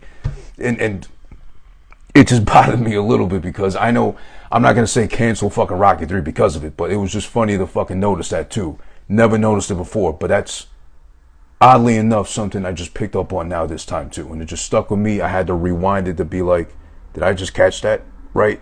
The guy told him, "Go back to where you came from." I thought I was watching Rocky 3, not fucking Django Unchained or fucking 12 Years a Slave, but okay, Rocky, of all things, makes his way to the fucking ring. Now, the fight the second time around, we know the formula already with fucking Rocky movie fights. The climactic ending fight too, especially with like the first 4, obviously the 4, because Rocky didn't box at all in fucking 5, in the ring at least. We know what to expect. As you get older, you do appreciate the film still, but you learn not to appreciate so much that, you know what, Sylvester Stallone, do you think we're stupid? Or that we don't have eyes that work, that can catch like the clearly fucking missed fucking blows and fights and all that? The scary part is, not so much scary, but I mean more like the kind of questioning my intelligence is. I think he knows camera work at this point since he directed and wrote the first, second, and third one, Sylvester Stallone. There's clearly angles he can use to the camera's benefit to make it clearly look like he's actually being hit, or he's hitting, or they're hitting each other. But there's a lot, just like in 1, just like in 2, there's a lot of fucking angles where they're clearly missing each other, and the sound effect is a little late. It misses its fucking cue and mark, but oh well, that happens too. The fight's really nothing epic. I'd even dare to say like the Thunderlips Hulk Hogan fight from early on, first one you get in the movie, was actually better, somehow, some way. I mean, Clubber does the trash talking, as per Mr. T, of course. Rocky does his part by believing in himself again. But yeah, this fight wasn't so memorable, the climactic ending fight. But still, I was just thinking, if there was a real life Clubber Lang, I think that might be the saving grace, the booster shot that boxing nowadays needs to like capture people's attention, make them start watching again, make it a whole fucking thing like a Saturday night, a boxing match is on, you know, you go to someone's house or the pay-per-view and like you're watching with your boys or like a crowd and shit too. Now it's like background shit that goes on at the bar, pub, whatever. Oh yeah, there's like some boxing shit going on too, because more people are worried about UFC, which, you know, obviously there's much more involved with UFC going on too, I get it, but boxing used to be the big thing before UFC took over the world, pretty much. But okay, I digress. A real life Clubber Lang, I think that could have been fucking Floyd Mayweather, if anything, too. Had Floyd Mayweather been like a foot taller and like 50 pounds heavier, I think we could have gotten a real life Clubber Lang in the form of Floyd Mayweather. And I'm not a boxing expert, but I do appreciate and like Floyd Mayweather because he's got the best evade/dodge game of all the boxers that I've ever seen, at least two. Would I say pound for pound best ever? Probably not. But evasive defensive game, he's the GOAT. No one was touching him. And boxing at the end of the day is a chess game too. It's got to be played with someone with a brain, because to be able to evade, dodge, bob and weave, as they say, fuck up a whole guy's offense by having an impenetrable defense, that's genius level fucking boxing right there. That's chess moves right there. So I don't want to hear no slant against Floyd Mayweather. Maybe he might not be able to fucking read, or unlike me, he can't read these comments such as, wow, I never saw that neither. Wow, he was a scary black compared to Creed. I'm referring to, I guess, Clubber in comparison to Creed, from Kenneth Stones, of course. But yeah, that's true. That's a good point also. What was I saying? Oh yeah. So real life Clubber Lang might be the saving grace of boxing nowadays too. I'm just throwing it out there. I think that might save it, and or wrestling too, by the way. But yeah, I digress. You do see in the fight though, what's alluded to in 4 and 5 and everything afterwards too, the fact that Rocky has to retire eventually, is that this is the fight where he's clearly taken the most blows to the fucking face willingly. At least in 1 and 2, when he was facing Apollo, it was more like, I don't know how to beat such a skilled fighter, so I'm just gonna fucking lay my face out for good luck to see if that'll get me through at least round 14, 15, whatever, and have a fighting chance of getting the belt. At this point now, it's a matter of he's enraged, he's newly motivated, he lost Mickey, Apollo's fucking up his ass as his trainer in his corner, so he can't let him down either. Adrian fucking was probably low-key considering the offer made by Clubber in front of the statue about eating her ass out because, you know, Rocky's too busy being a cuck and trying to dodge him as far as giving the real black man another chance at the belt. He's got all this shit going on, so he's just really willing to fucking prove himself as a man again, primarily. So he's taking all these fucking blows to the head, which he's not supposed to, as no boxer should fucking do. But that's his whole gimmick. The southpaw, left-handed fighter from Philly that has the fucking hard head and the iron jaw. So he's using that as best as he can to his defense against the offense of this fucking brute Clubber Lang and wearing him out. Psyching him out, because he's just taking everything he's throwing at him too, and he's not fucking moving. He's not going down like he did the first time so easily. Clubber's all distraught. He starts fucking swinging and missing clearly too. Rocky swoops in, he's getting the fucking hits, makes work of him, and of course, he has to win the second time. Even though the first time around, he got laid out in 2 rounds, compared to, I think it was like, 4 or 5 rounds, 6 rounds this time with fucking Clubber. But whatever, of course. Now, that ends, of course. He wins the title back. He's a heavyweight champion again, of course. Rocky Balboa, this Rocky guy. Hey, yo, I won my belt back. What do you want me to do? I had to beat him, but I had to beat him using my face, and he had to beat my face in the process. Hey, yo, that's how I win. What do you want me to do? So now we cut to the very end after the fight, because who cares about that one, really? Again, it served its purposes, but it was like climactic and shit too. But now we get to the nitty and gritty. What was this fucking deal that Rocky struck with Apollo as far as the favor that Apollo says Rocky owes him after he wins the fight? Finally, we get to that shit. Because even Rocky's about to like, what favor? The whole time he's asking him. Finally, cut to the end, where they're in the fucking gym alone. The old gym that fucking Mickey used to run, now it's cleaned up. It looks spanking new again. They're there. Finally comes out clean with it. He says, you know what, Rock? You fight great, but I'm a great fighter. Which is true. Very true. Because Rocky fights with heart. Apollo fought with skill. And Clubber fought with balls. Let's be straight up. He wants his fucking rematch 3rd time around now with Rock. As far as they're still like 1-1 on each other. They fucking play around a little bit. They fucking like jibber jabber whatever to at each other, and they finally get into it. That's the way they close off the movie. Them fucking about to punch each other too. We never got even the slightest hint as to who won that fight, even though no cameras, not even Adrian's around to fucking see it. So they're like serious about it. Like, let's just keep this between us.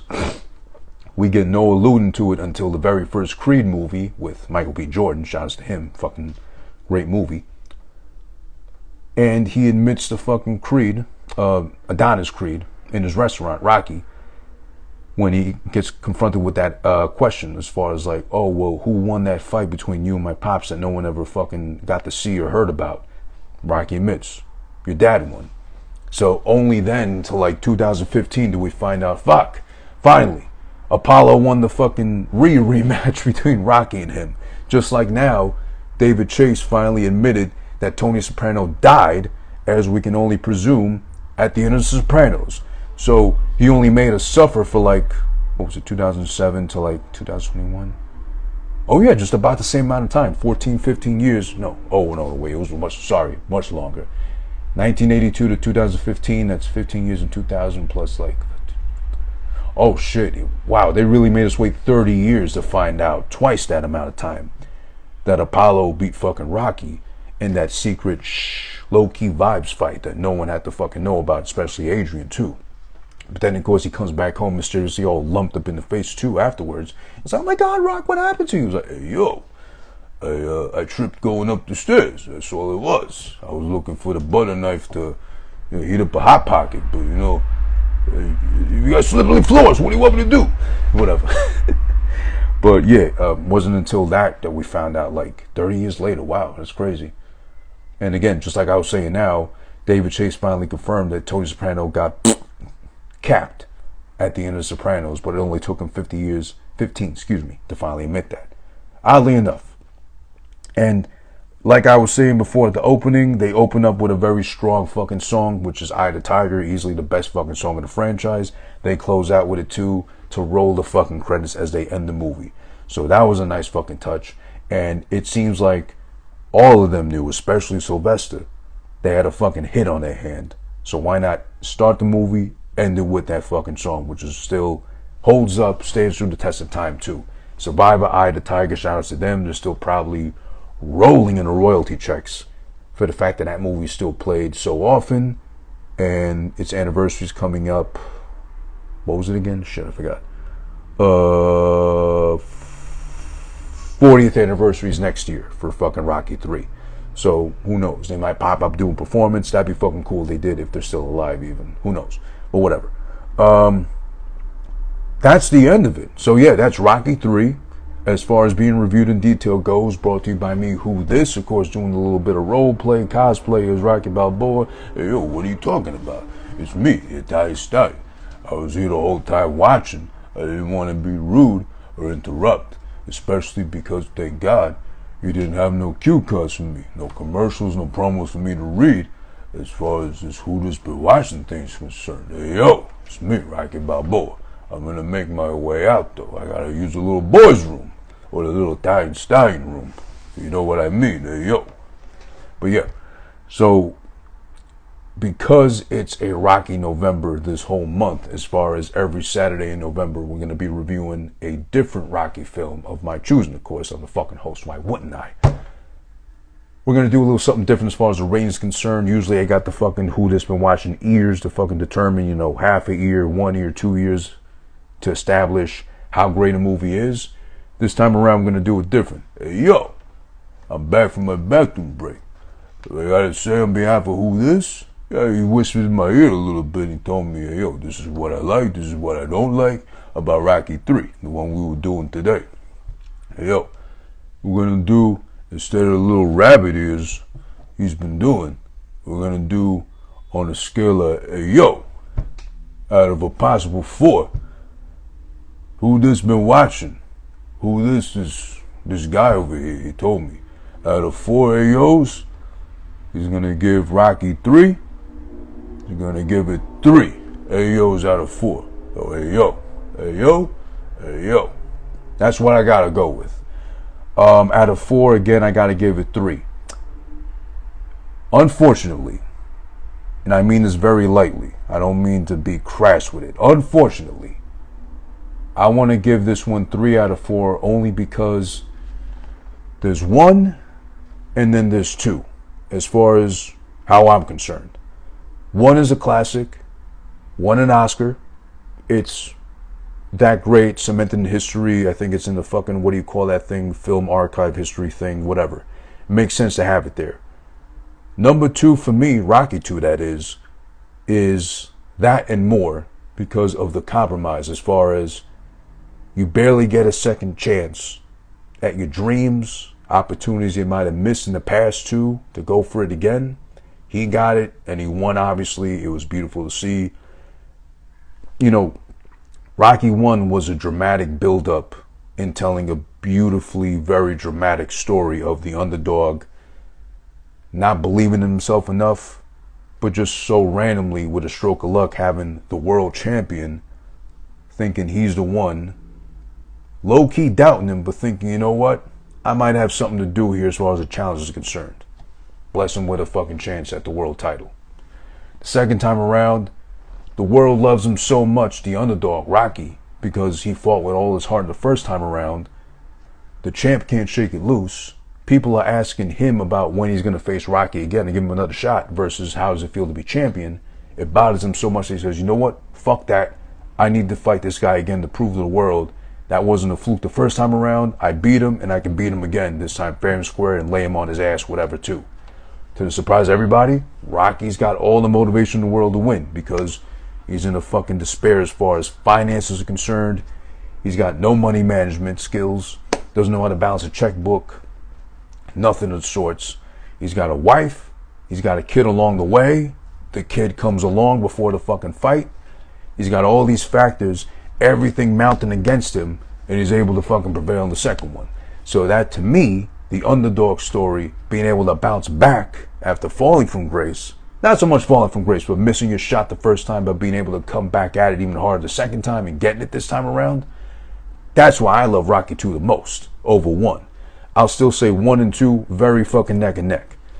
However, in the case of number 3, as we did today in full depth and detail, that's where you start to see the dip in quality. Now, it's not like, you know, it's kind of like reading stocks on a very volatile stock. Or it's kind of like keeping track of Dogecoin, if you're into that shit. It's promising at first. There was that one random spike early in the year that if you had enough invested, I just missed it by that fucking day, you would have pulled out and made like a fucking fortune. And then it magically dips. It's still the same. It's not too bad of a dip, too long of a fucking steep an angle or nothing, but it's noticeable. In this case, the quality. as much as I did enjoy Clubber Lang, played by Mr. T, it was basically Mr. T without the fucking 50 pounds of gold on him, which isn't a bad thing, but he kind of phoned it in. But it was great in its own sense. It was memorable as far as that character is concerned, but he's absolutely no Apollo Creed. The emotional compromise we got the first time around, the second time around with Rocky versus Apollo, made the whole franchise possible. If not with those first two, obviously, there's no 3, 4, 5, there's no Rocky Balboa, there's no Creed 1 or 2, and then 3 coming out next November, next year, 2022. Obviously. 3 alone isn't bad by any means. I still say it's good, creeping up towards great potential. Now, surprisingly, I would say, my opinion, of course, the Thunder Lips fight was better than the climactic ending fight, the rematch with fucking Clubber. The first fight wasn't so bad, but it was so short and brief. You know, it made sense and it set up the story properly. Oddly enough, 3 is shorter than 1 and 2. 1 and 2 are like 2-something hours each. 3, this one is like an hour and a half, just a little over. So there's a whole less half hour to tell the story. Even with that, I think could have trimmed a little bit more fat out of it. Like, less of the hokey, at-home shit. The Paulie shit makes sense because he's an essential part to the fucking story itself too. We could have done, I don't know, just little things here and there could have been like trimmed down, taken out of the fucking movie to make it a little shorter, maybe a little tighter. Maybe that would have helped. I'm not too sure, to be honest. There's just something there missing. Maybe the training montage, I found it kind of corny this time around. It was still good, but not as epic, not as fucking joyous as you get from 1 and 2. What else is there? I hate to nitpick like that, but that's the whole point too of a review, to be honest with it as well. I'd still say it's great. I'd still say it's really good. Almost great, Betty had said. But it's not anywhere near 1 or 2. It's the clear indicator of dipping downwards. Not a very steep or like disgustingly horrendous drop in quality, but it's a noticeable drop, like a very not so steep angle as far as topping off to like there's 1, oh shit, there's 2, and then oh yeah, there's 3. But not like a bad oh yeah, like oh fuck, like oh yeah, there's 3. But that's definitely the pecking order. 1, 2, and or 3, or if you ask me personally, I go 2, 1, then 3. As far as quality of the best ones are concerned. Only speaking about the Rocky franchises though. The Creed 1 and 2, there's also those, but I don't count those in the main Rocky franchise, even though they're in the Rocky universe. They're kind of their own thing, which is good because Michael B. Jordan does his thing in both of them. But yeah, that's Rocky 3. This has been Who This Been Watching live, of course, as always, here on Instagram first, at Who This Is 1 for the live version. The uncut, uncensored, uncircumcised version of Who This Been Watching. Video and or audio format. You're going to get it. You're going to get it raw and dirty, as I did for however long this episode's been going for right now. Live every Saturday on Instagram here, again, at Who This Is 1, and or if you're Jewish, or you are of that faith, or maybe you're just into circumcision like that. Yes, I do offer the slightly edited, little bit cleaned up here and there, nip tuck and or turtleneck circumcised, Betty had said, version of Who This Been Watching. Light edits included on youtube.com/Who This Is 1.